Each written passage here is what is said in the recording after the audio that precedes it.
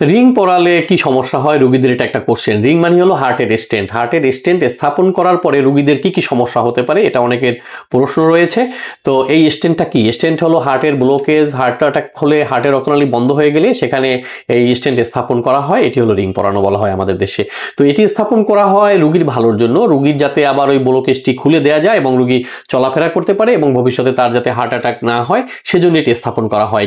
এবং অধিকাংশ রোগী এই রিং স্থাপনের পরে সুস্থ থাকেন, ভালো থাকেন, অ্যাক্টিভ থাকেন, তাদের কোনো সমস্যা হয় না। কিন্তু 2-3% রোগীদের দেখা যায় যে এই স্টেন্টে একটু সমস্যা হতে পারে, অথবা দেখা যায় যে স্টেন্ট স্থাপনের পরপরই তাদের হয়তো যেখান দিয়ে করা হয়েছে স্টেন্ট সেখানে একটু ব্লিডিং হতে পারে, রক্তক্ষরণ হতে পারে, এবং এর সংখ্যা খুবই কম।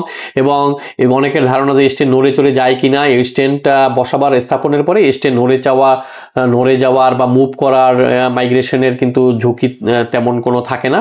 এবং দেখা যাচ্ছে যে অধিকাংশ স্টেন্ট স্থাপনের রোগী ভালো থাকেন, 2-1 আর হয়তো সমস্যা হতে পারে। কিন্তু যদি আমরা স্টেন্ট স্থাপন না করি তাহলে দেখা যাবে যে আরো বেশি সংখ্যক রোগী আপনার মৃত্যুর ঝুঁকি বা হার্ট অ্যাটাকের ঝুঁকির মধ্যে পড়ে যাবেন।